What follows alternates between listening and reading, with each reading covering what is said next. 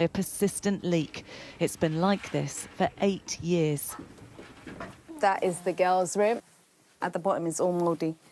So the paint has come off. We have been suffering. Every week we're sick. I have a 10-year-old that's got breathing problems.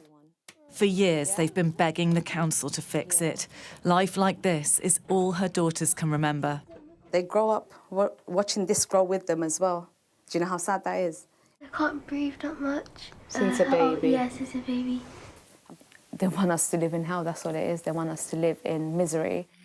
That's how Ahmed felt too when water poured in through his ceiling on and off for a year. Just coming out of these areas here, just completely seeping out, and it would come directly down to the switches. So switching it on was just a complete hazard. An NHS worker, Andrea, who's disabled, sometimes struggles to get to her flat on the 11th floor. The lifts is the biggest nightmare. I've had to spend a couple of nights not here because I couldn't get in there. How often do they break down? Too often. Earlier this year, flammable cladding was removed from the buildings, but it hasn't yet been replaced, so they've been left with no insulation. It's freezing, you know. So throughout Christmas, we're just, you know, literally left to freeze. The scariest winter we're going to have to go through living in these buildings. Balcony walls have had to be removed too. Some, like Steve on the 5th floor, have been left with just a flimsy barrier. Are you worried about your children when they're out on the balcony? Well, definitely, I can't let them come out here. This is a no-go.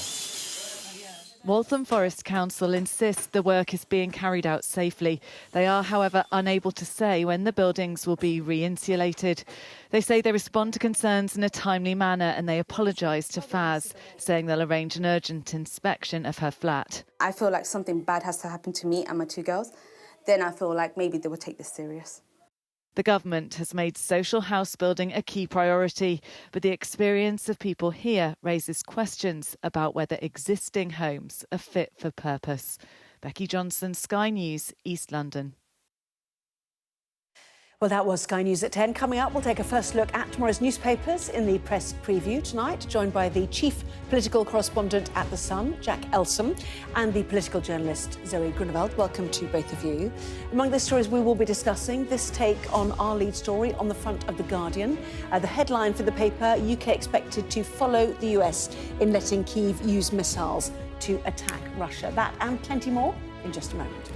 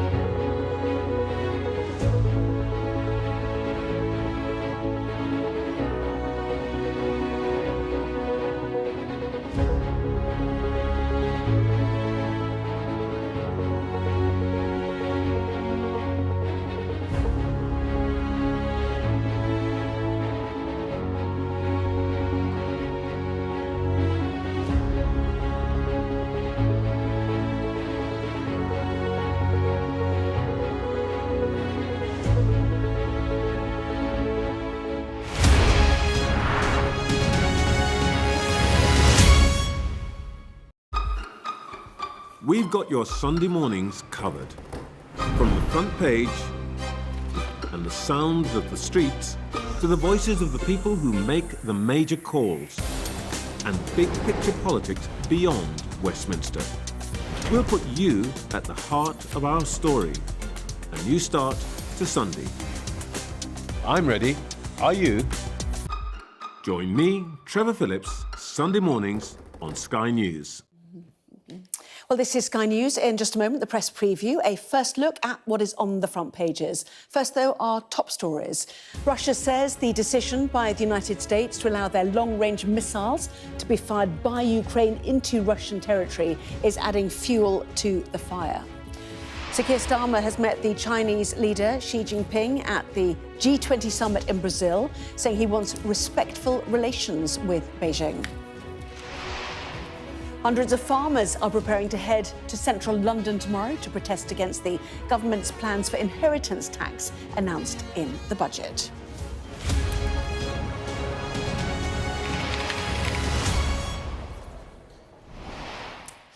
Hello there, you're watching the press preview, a first look at what is on the front pages. It's time to see then what's making the headlines with the chief political correspondent at The Sun, Jack Elsom, and the political journalist Zoe Grunewald. Great to see both of you with us until just before midnight. So to the front pages then, let us start with the Eye. The war in Ukraine is the Eye's focus, which reports on concern in Moscow over President Joe Biden's decision to allow the use of US long-range arms in Russia. The UK is expected to follow the US in letting Kyiv use long-range missiles. That is according to The Guardian. Elsewhere, The Telegraph looks ahead to the farmers' protest in central London on Tuesday, carrying words from Chancellor Rachel Reeves, who has doubled down on her inheritance tax policy. The farmers protesting will be joined by Jeremy Clarkson, according to The Sun. The presenter, recovering from heart surgery, has told the paper the inheritance levy is a hugely important issue. Chilling blow is the Metro's headline, their take on the fuel cap rise as winter looms with icy conditions and the first forecast of snow. The Star says that snow is expected to bring power cuts, travel chaos and busy A&E departments.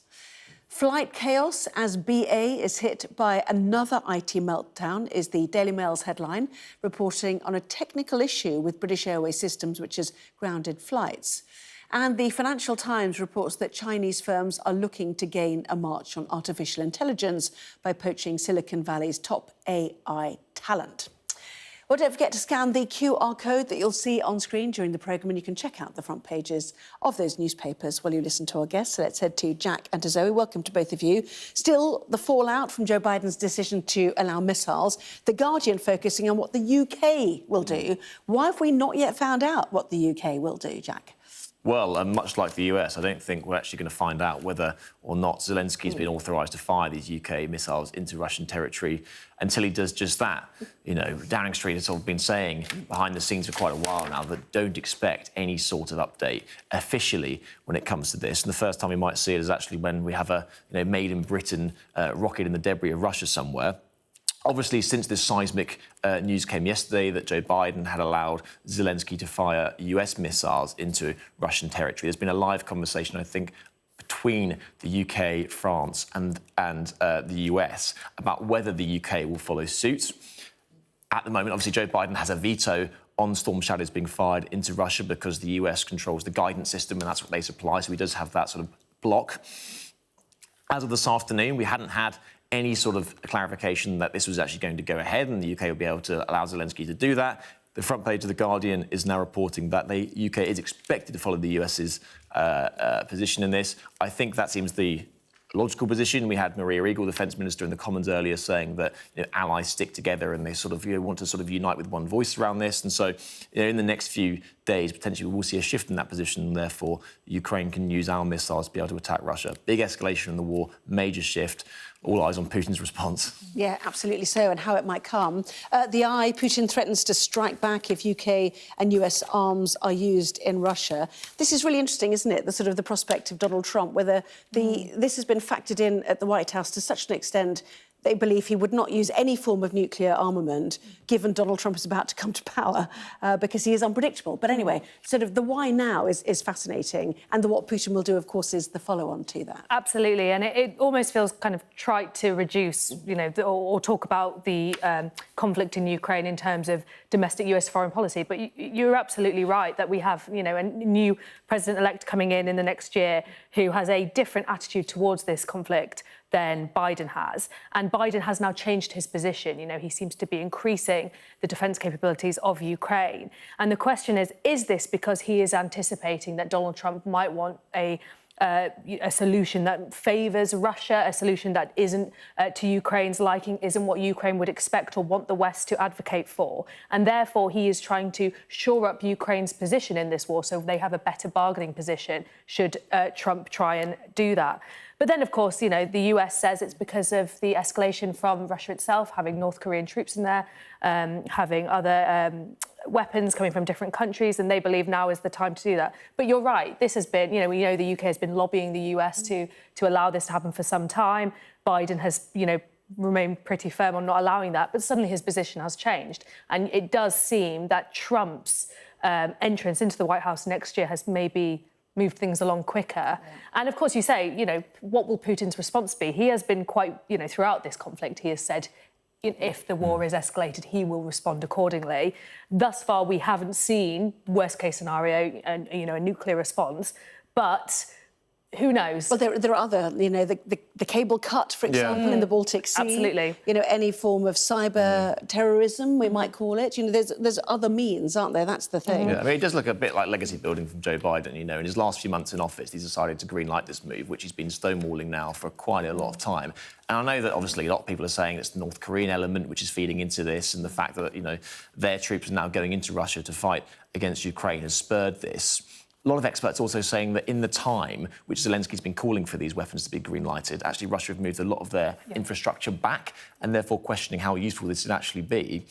A real tricky position could be if Donald Trump gets in, pulls this authorisation, and then what does Keir Starmer do? Does he go it alone and be striking missiles, UK missiles into Russia? Does he pull back with Donald Trump? It's a really precarious situation, and Donald Trump is nothing but unpredictable.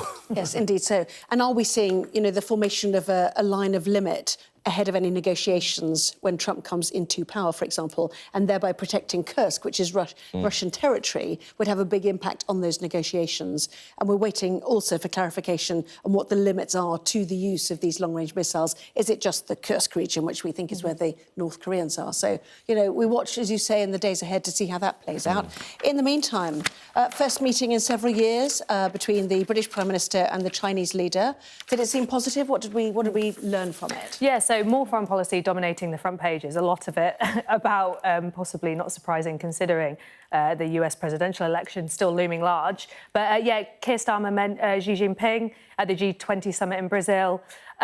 This is the first time the British Prime Minister and the Chinese President have met for more than 8 years. And Starmer's gone into this pledging to build relations. He said there's a broad space for cooperation on things like trade, clean energy, financial services, healthcare, and said that Rachel Reeves will be visiting Beijing next year to hold further talks. So it looks like he wants a more constructive relationship with China. Now, politically, it's quite difficult. We know there are a lot of hawkish MPs in the House of Commons who are very kind of fearful and cautious about moving too close to China. It's funny, next to the picture of Keir Starmer and Xi Jinping, you have a story here about Chinese tech poaching Silicon Valley's top talent. They're still seen as a threat, especially in the AI arms race, especially with tech and with trade. And we know that Donald Trump is very, very hawkish towards China. So, again, it seems like Keir Starmer may be slightly out of step with where the US president's going to be. But I think he wants to bolster his relationship, his trading relationship, expertise, technology, as part of the UK's overall growth agenda. I mean, it's tricky, isn't it? Because there was a time where we were seeking Chinese investment in some of our big infrastructure projects, and then we did not want Chinese investment. Now we're back to wanting Chinese investment, possibly for smaller businesses, which seemed to be the message today. Do we not know what to do? And also, if we pick China, does that mean we can't pick Trump because of his battle with China? This is the bear trap which I think Keir Starmer has to avoid. I think twofold. One, it was obviously a very cosy meeting. They want to forge trading relationships with China, the second largest economy on the planet. That's probably quite wise. two pitfalls I think he could fall into. One, he doesn't want to make the same mistake that David Cameron and George Osborne did in that famous golden era of relations with China, where they fell over themselves to ingratiate themselves with Beijing, and then had to endure quite a lot of criticism when we had, Uyghur persecution in Xinjiang and the Hong Kong crackdown on the protests and parliamentarians being sanctioned and claims of espionage. So he needs to, not cozy up to him so much that then it's hard to distance himself and row back if something like that happens. But you also had some experts earlier saying, is Xi Jinping being very shrewd here, getting Keir Starmer on side to draw a wedge between the UK and the US? Because we know that Donald Trump is not going to be the best of friends with China when he gets into the White House. And therefore, could he therefore react quite badly if he sees the British Prime Minister cozying up to the Chinese Premier? I feel like we need a Department of Strategy to get us one step ahead of everybody. Right, big issue on Tuesday, farmers' protests. Daily Telegraph and your paper, The Sun, leading on this as well. Zoe, Telegraph, first of all, then, farmers must pay up for the NHS, says Reeves. The point being, you farmers are using services and therefore you must pay your share, effectively. But that's not, they don't want to hear that right now, I suppose. No, so Rachel Reeves is holding firm on her plans to impose inheritance tax on farms. There's differing numbers around this. It's quite a confusing story to get your head around, but it's about 1.6% of farmers set to pay about half the rate of inheritance tax. That is a new measure in the budget. And her argument is all of this is to fund the NHS. No economy will work without a functioning healthcare system. There are also plenty of good reasons why, this could be helpful. Encourage new farmers to buy the land. If farmers are forced to sell the land to pay the inheritance tax. There's no good reason why there should be. Not everybody should pay inheritance tax if they need to. And of course, except farms become unsustainable when you break them up, is the argument, and people work their socks off for very little income in order to pass on to their children because nobody else wants to become farmers. But anyway. Yes, yeah, and then there's plenty of arguments, and I think there's a question as to how well this has maybe been explained by Labour.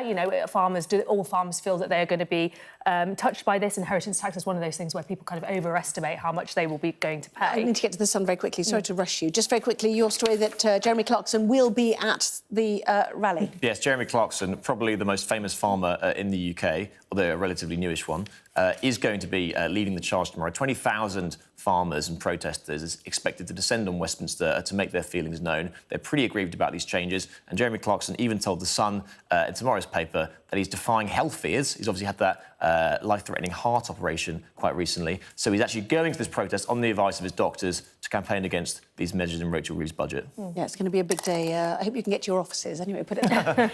Lots more still to come, including why the Metro is warning of a chilling blow from the winter weather. Back in a moment.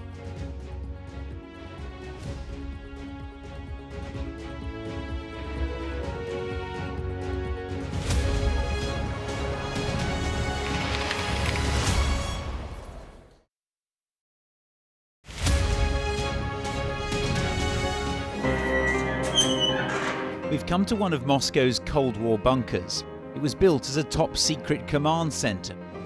Being here really feels like you're stepping back in time. I'm Ivor Bennett, Sky's Moscow correspondent. A show of military might and menace. Courage, bravery and sacrifice will win the day. It's a new subject. They'll learn about combat drones and some how to handle a Kalashnikov. The Kremlin continues to put forward its own version of events, both present and past. There's no mention of the fact that Russia invaded its neighbour. That's rewriting history, isn't it? Now we have to read it carefully. Vladimir Putin put forward his plan for a ceasefire in Ukraine, telling Kiev, pull out of your eastern territories and the war will end. Why should the West trust you? Frankly, I don't care whether the West trusts us or not.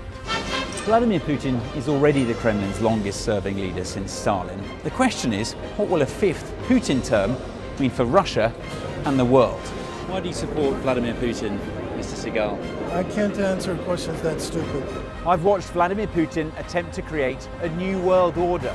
The St. Petersburg Economic Forum was the backdrop to Vladimir Putin's latest verbal volley that Russia could send missiles to other nations to target the West. Ambassador, shall we have a quick word for Sky News? Is the West right? Are you fueling Russia's war machine?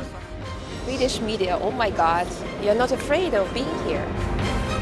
American journalist Evan Gershkovich is on trial here, but was first on display. Russia says Evan Gershkovich was caught red-handed, but has never produced any evidence to back that up. Sky News. Get the full story first.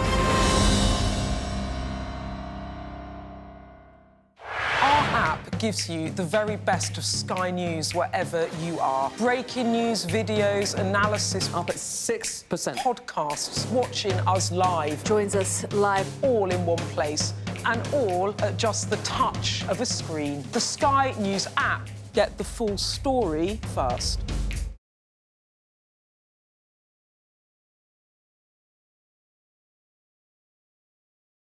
Play Sky News.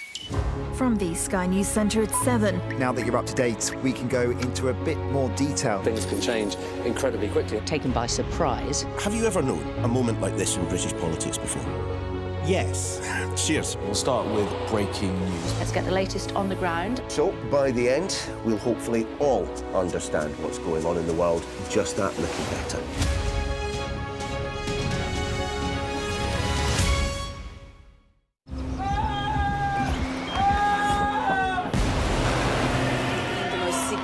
Day of this conflict. They keep telling us that they want aid. And this is what's left of it.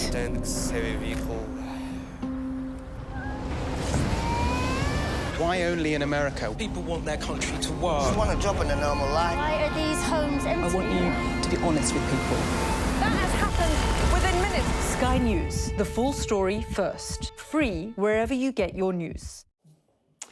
Well, welcome back. You're watching the press preview with me once again, the chief political correspondent of The Sun, Jack Elsom, and the political journalist Zoe Grunewald. Welcome back to both of you. We've talked about the budget and its impact on the farmers. Now let's move on to retailers, shall we, who are writing in the FT and the Times, or have written a letter, more than 70 companies, including Tesco, Marks & Spencer, Sainsbury's, Asda and Next, written to the Chancellor, warning that the sheer scale of new costs on business means job losses are inevitable. This is the real fight back, isn't it, now? It's a real stark warning here. Lots of companies, as you said, not sort of small minnows in the game, but really big companies and employers who are saying that essentially a perfect storm of national insurance hikes, minimum wage hikes, a packaging levy which is going to kick in, is going to cost them to the tune of about £7 billion just from last month's budget. Really damaging, especially to Rachel Reeves, who went into that election really trying to gain kudos amongst the business community, really trying to say that she was the champion of businesses. Well, 70 of them tomorrow are coming out against her and saying that actually she's anti-business, that she's going to strangle growth, and also that they're going to be forced to lay off a lot of people. I know that they went into the election saying that they wanted to protect working people from tax rises. Well, some of these people aren't going to be paying any tax anymore because they're going to be unemployed. So it's really tricky. That's a triple whammy, the way you're explaining. It's business, it's growth and it's workers, which is, as you say, the opposite of what she indicated. The FT as well, retailers warn Reeves of a £7 billion burden as alarm mounts over budget changes. There is no unravelling, though, of this budget, is there? There's nobody changing their mind. So what are they hoping to get out of this? Yeah, it's a difficult one because in some ways the budget, although it felt like there were lots of things in there that irritated a lot of people, it still felt quite cautious. And I think in some ways the national insurance measures were an example of Labour trying to raise quite a lot of money without trying to kind of, hit the big three, VAT, income tax, national insurance for employees. But obviously that has affected businesses. And now they are saying, they've done the maths, they've figured out how much it's going to cost them along with living wage. There's also discussion about the cost of Labour's New Deal for workers as well. And there is alarm mounting. Now, I think time will tell as to what extent their fears are founded because, Rachel Reeves's argument would be that this money is important for growing the economy, investment will come, people will be wealthier and these things will pay off. But the question is how many of these businesses can hang on for the long haul? There are a lot of big businesses in here, but when you think about how it's going to impact smaller businesses as well, who are going to have to swallow that cost, I think it gets trickier. Yes, 70 retailers, prices therefore going up, therefore inflationary. We hear today that energy prices are going up. A couple of newspapers relating it to the weather as well, the Metro, chilling blow, cold snap and bills going up again. The Star is saying Grit Britain. I presume that's Great Britain. Ironically, I don't know. But anyway, the point is, life's still hard for people, isn't it? Yeah, it's all good news, isn't it, at the moment? Yeah, I mean, like, the sort of like literally again the perfect storm of the cold weather and prices going up and energy bills going up, and then benefits for pensioners being withdrawn, is meaning that the cost of living again is really starting to bite on people in Britain. And, we have sub-zero temperatures being recorded today for the first time this year. It comes as we're going to get a 1% increase in energy bill prices next time. It might not seem like much, but when you have all those benefits withdrawn, £300 with the fuel allowance for a lot of pensioners, it's really going to impact on them. Jack, Zoe, thank you. See you for more at the 11. Let's look at that forecast now, shall we? Here is the weather then. Rain, sleet and snow spreading east overnight, likely to bring some travel disruption to parts of northern England and the Midlands. Wintry showers over northern Scotland may lead to some icy stretches on the roads by morning. So a mixed start to the day. Skies mostly clear over northern parts of the country with temperatures well below zero. Widespread frost, patches of ice following overnight showers. Snow and ice warning for central parts of the country where the clearing wintry mix is likely to leave a few centimetres of lying snow over the higher ground. Our press preview continues in Sky News at 11. Russia warning about the US providing the go-ahead for the use of long-range missiles for Ukraine. We'll have the latest on that and the rest of the day's news. We arrive. A secret hospital hidden in the Myanmar jungle, treating the victims of this bloody war. This is Myanmar today. Its military rulers don't want the world to see, but we have. I fight for my own future. I fight for my generation's future. This is an actual crime. They don't care for that. Myanmar army is only a couple of kilometers away. So this is a major humanitarian disaster.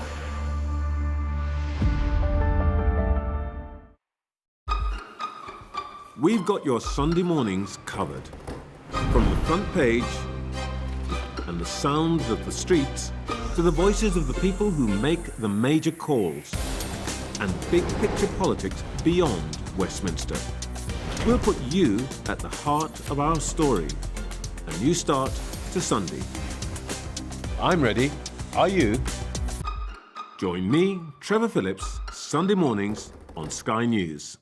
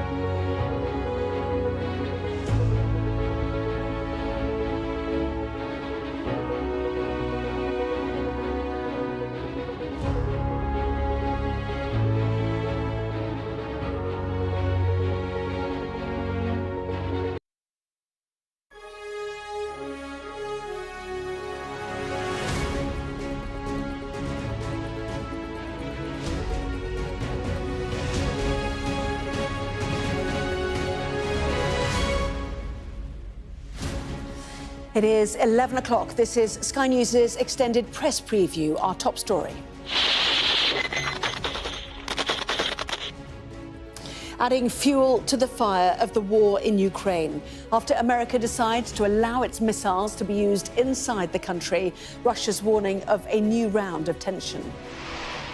Tonight, the European government's warning that President Putin's war may not be the only security threat after the apparent cutting of an undersea cable below the Baltic.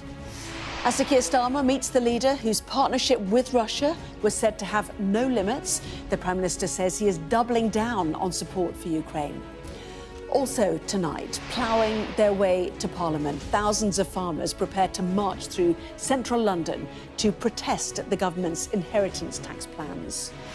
The hole and the hopes for better social housing, we see the reality of life in one council tower block. Well, over the next hour, we will be discussing today's news with our reviewers, Jack Elsom and Zoe Grunewald.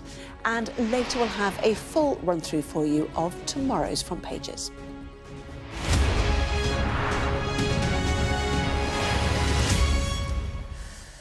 Hello there, good evening. The official Russian reaction had appeared less belligerent than many might have feared after President Biden's decision to allow Ukraine to carry out limited attacks inside the country using American missiles. The Kremlin noted it had not been an official announcement, but would add fuel to the fire.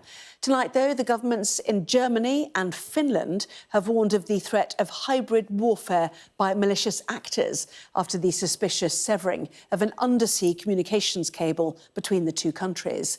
This as the leaders of many of the world's largest economies meet at the G20 summit in Brazil.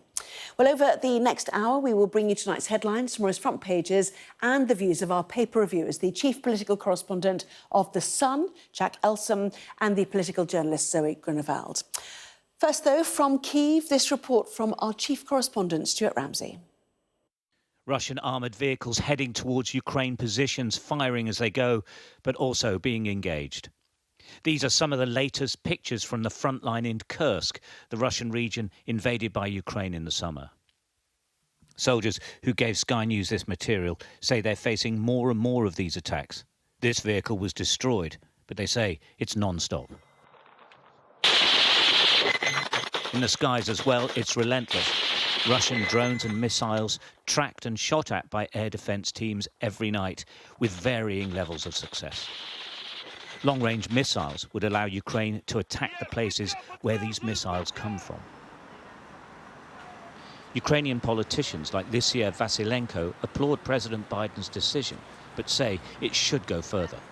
It's an almost historic decision. Having a permission to strike inside of all of Russia would really change things around for the people of Ukraine first and foremost, but also on the battlefield. However, as things stand now, we have only limited permission to strike. Do you think it'll change? We certainly will work towards it changing. The Russian offensive is now augmented by 10,000 North Korean soldiers.